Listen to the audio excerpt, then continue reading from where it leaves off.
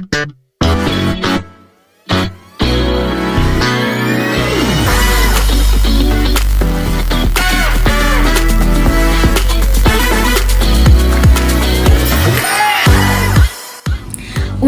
Dasar Negara Republik Indonesia tahun 1945 memiliki kedudukan sebagai hukum dasar bagi Indonesia.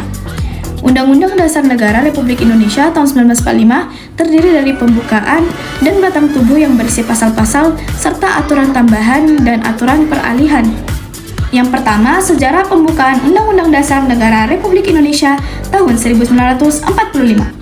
Kekalahan Jepang atas sekutu membuat Jepang memberikan janji kemerdekaan kepada Indonesia melalui Perdana Menteri Kuniaki Koiso.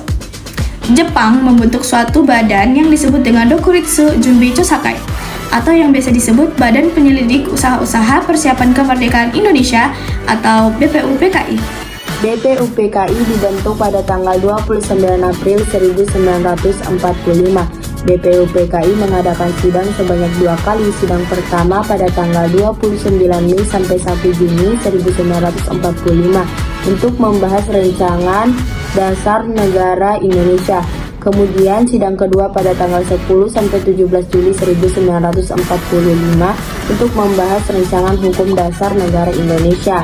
Kemudian pada saat masa reses sidang BPUPKI dibentuklah panitia 9 atau panitia kecil yang berjumlah 9 orang. Anggota panitia 9 antara lain Insinyur Soekarno, Muhammad Hatta, Muhammad Yamin, Ahmad Subarjo, H. Maramis, Abdul Qadir Muzakir, Wahid Hashim, H. Agus Salim, dan Abi Kusno Joko Rosujoso. Kemudian pada tanggal 10 Juli 1945, Insinyur Soekarno sebagai Ketua Panitia 9 menyampaikan di sidang paripurna BPUPKI tentang Piagam Jakarta dan disepakati menjadi rumusan UUD NRI tahun 1945. Yang kedua, hakikat-hakikat pokok pikiran pembukaan Undang-Undang Dasar Negara Republik Indonesia tahun 1945. Pembukaan Undang-Undang Dasar terdiri dari 4 alinea. Setiap alinea pembukaan Undang-Undang Dasar mempunyai hubungan satu sama lain yang tidak dapat terpisah. Pembukaan Undang-Undang Dasar Negara Republik Indonesia tahun 1945 terkandung 4 pokok pikiran yang pada hakikatnya merupakan penjelmaan asas kerohanian negara, yaitu Pancasila. Pokok pikiran aliana pertama pembukaan UUD NRI tahun 1945. Aliana pertama pembukaan UUD NRI tahun 1945 memuat dasar bahwa segala bentuk penjajahan di atas linia ini tidak sesuai dengan peri kemanusiaan dan peri keadilan.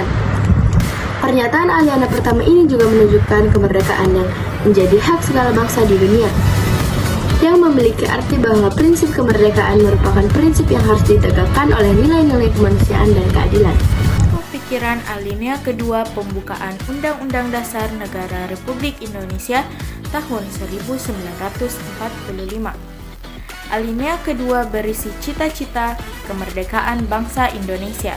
Perjuangan dan pergerakan bangsa telah menemui kemerdekaan.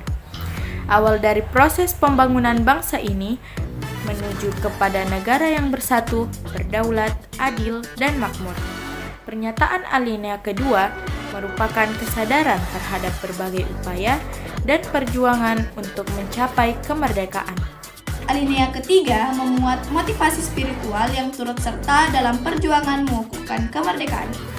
Pada alinea ketiga juga ditunjukkan ketakwaan terhadap Tuhan Yang Maha Esa. Pokok alinea keempat menunjukkan bahwa negara berdasar atas ketuhanan Yang Maha Esa. Oleh karena itu, Undang-Undang Dasar harus mengandung isi yang mewajibkan pemerintahan dan penyelenggara negara untuk memelihara budi pekerti dan memegang teguh cita-cita moral rakyat yang luhur.